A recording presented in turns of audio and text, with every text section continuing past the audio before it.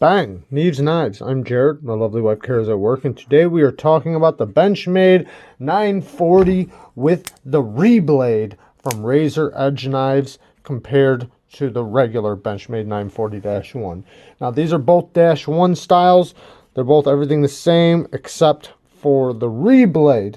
Now, like I said, the Reblade is done by Razor Edge Knives. You can see his logo right there on the blade. And he is doing more, but not of this blade shape. He's going to be doing the harpoon tanto or tanto harpoon blade shapes. Now he does them in 20 spots. So if you want to look into that or look up more information or possibly get on his books, I'm going to link it below.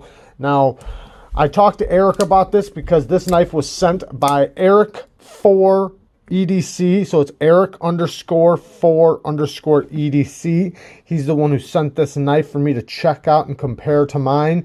Now, he said it costed him about $325, and that was it took about 5 months to receive. Now I don't know what number on the list he was. Like, he could have been number 20. Maybe that's why it took that long. I'm not sure about that information. Like, maybe if you were the first person to pay, maybe you'll be the first one to get yours back. Maybe it'll be faster. I'm not sure, but he said he received his in just under 5 months. Anyways, so this one is an M390. It's an M390, and it's at 10 thousandths behind the edge at 15 degrees per side. This thing is made for precision. It is very thin behind the edge. Nice thin blade stock. Beautiful taper down to the edge, and I did use it. I did cut with it. I didn't have to sharpen it, but I did hone it back to its original factory edge. I also cut myself with it. That was kind of my fault. I think while I was cutting, I turned like this, and it just got me while I was like moving stuff. But, you know, completely my fault. But this thing is so thin, it'll cut you. And when it cuts you good. 10 thousandths behind the edge is very thin. And you can see the choil is done so great. So much better than the Benchmade 940 with the regular blade. This one's originally an S90V, by the way. But if you look at the choil, even though this is a nice flat grind, or nice flat bevel, my edge bevel, you see how it cuts in right there because the plunge grind lines up right there. Now with this, the plunge grind is way back here, so there is no worries of you hitting no plunge grind. This thing would sharpen up beautifully. I would love to put an edge on this thing, and an edge would go really fast too. To sharpen this thing, it would sharpen so fast because it's so thin, and it'd be very easy. The grind, or the edge, sorry, the sharpening edge looks very good. It's very sharp. It's very even. And then using this thing, it cuts so good. Now, it is very thin, so it passes through materials very nicely. And then the jimping is like a stair-step jimping that works really good also. Like, you really lock yourself in. Now, the downfall, in my opinion, is that when you get to spots, because I was cutting up thick cardboard and double-walled cardboard, when you get to a spot where you're really pushing through materials and really having to put some weight behind it, you do kind of feel like it's not very strong. And I don't mean the blade, I mean the knife itself. Now, that goes for the regular Benchmade 942. Well, 940-1. I meant also. Now, what I mean is that it's carbon fiber with very thin liners. The liners are very thin. They're not very big, you know. It's just a little teardrop liner. It's very thin, so, and it's in carbon fiber. It's not a really strong built knife. Now, the locking mechanism is very strong. I'm not sure where it goes, like rating-wise, like compared to the strongest lock, but it's definitely one of the strongest locks, you know, on the market when you look at all locks. I'm guessing it's like probably number 3 or number 4 in, you know, strength. So when you're pushing it through really thick material, it kind of feels a little flimsy, like it could possibly break. And I also feel like I could break it this way. I feel like the same thing with this one. I feel like I could break it if I really wanted to. But nothing happened. It's still locked up like a rock, nice and solid. Everything's good. No complaint about that. It is what it is. You know, it's lightweight carbon fiber. And that might have a lot to do with the fact that it's thin this way, and very light.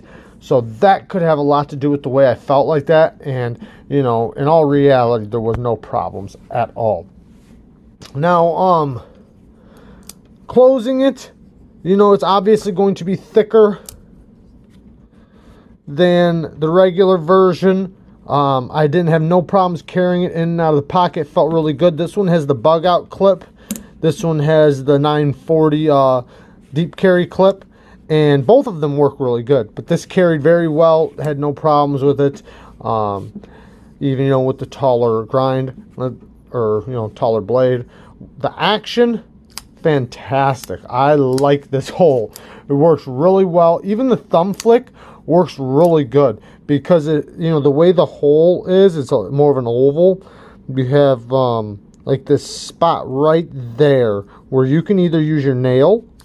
Or you can use the fat of your finger, and both of them work very well. So it locks in very good. You do have that little tiny bit of play that all 940s have when they're closed. Not a big deal. It's very small. All 940s have it. But yeah, the jimping locks you in. You know, the ergos are pretty good, and you know, it's a 940, but now it's just got a precision blade, which is amazing, because that's my biggest complaint with the 940 is the blade, is that it's built for hard use, right? So like, this is my biggest thing, especially with the Dash 1. It's carbon fiber, kind of built for like EDC and, like, you know, I'm not gonna say gent carry, but like lighter duty carry. Yet it has a very strong locking mechanism with a very thick, you know, more of a hard use blade. This kind of puts it in better into the field it's supposed to be in. It should have more of a precision blade for precision cutting. You know, it still has the strong lock, and it has more of the light duty EDC carry handle. So this way it makes it to where it fits better with what it should be. Now, I always wanted the 940 with a hollow grind or just with a thinner grind, and this makes it like that. And it even puts it with a taller blade, so even better than you could make a 940 blade, at least in my opinion. I think Razor Edge Knives did a great job on this. I love the stone wash. You can actually see the grind lines from where they ground it so thin. And then the stone wash on top. I love that. I think it looks really good. I think everything is nice and even and done very well. They did a heck of a job on this. So you can pretty much... It seems like you can pretty much guarantee, if you decide that you want to get on his books for the Harpoon Tonto, which looks really good too, you can expect very good quality. Now, it's not perfectly centered, but it is very, very close, and I didn't really try to adjust it too much. It seems like it would adjust just fine, like if I took it apart and put it back together or something like that, or if I just tried to adjust it. I did turn the pivot just a little tiny bit to see if it would, and you know, it didn't just go right back to straight, but I'm pretty sure I could, and it's damn close. Like I said, you do have to wait a few months, possibly. You possibly have to wait a few months, but it seems well worth it. Like, this is awesome. And especially if you already have a 940 that, you know, you just have sitting around, and maybe some other knives, you know, it's not a big deal to wait a little while for something special like this, because it's not like there's thousands of them running around. I mean, this is, you know, kind of exclusive. There's only 20 pieces like this one, and then there's going to be 20 pieces of the other one. Now, I'm not saying people haven't reground their regular Benchmade 940, because I've seen that a bunch, and they always look really good. They always look really awesome. I think that's really cool. But this is another way to do it, where you can even get a taller grind, an even better blade shape, a better sharpening choil, that will work really good for sharpening and have a lot longer life. That's another thing I want to talk about, the life. This is going to last so much longer than this, because this one, you don't have a lot of meat, and the more you sharpen it, the thicker it gets behind the edge. Yeah, you can always mail it back in, and they can give you a reblade for like 40 bucks, but this will definitely last you longer, and, you know, you'll get a lot more life out of it. So,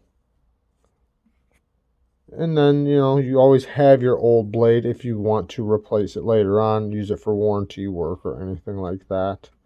But they did it they did a very good job on this. I really like this a lot. This is awesome. This is really awesome. And this is something that it turns basically like a Chevy Cavalier into a Corvette, or a Volkswagen Bug into a Porsche. Like, it really turns it up a notch, and it kind of fits a little bit better for the style of knife it is. And I'm happy I got to check it out, because I love the Benchmade 940. I really do. I think a lot of people do. This is basically on like almost everybody's best EDC top 20 or best EDC top 10, because it's such a good knife, such a good design, and it works so good.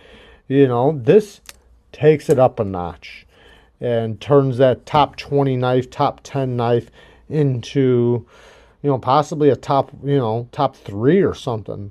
I mean, I don't know, to each their own, but this is amazing. It's great work, great, and it fits so good. Like, everything works so good. Now, he did say that if you do want to get the harpoon blade and you don't have the -1 or the -2, he can still do it on the regular one, but I think it's something to do with the back spacer. I'm not sure. You got to look into that. I could be wrong on that. I don't, I probably shouldn't have even said that, because I forget exactly what I read. I don't know. I think like with one of them, like they have to have the back spacers or back standoffs, not the spacers, because it'll hit or something like that. I forget exactly, but I'm going to link all the information and you can just read it yourself. I love you guys. Thank you, Eric, for letting me check this out. This was an amazing knife to check out, and it's something that always catches my eye when I see it on Instagram. Thanks, bud. Peace.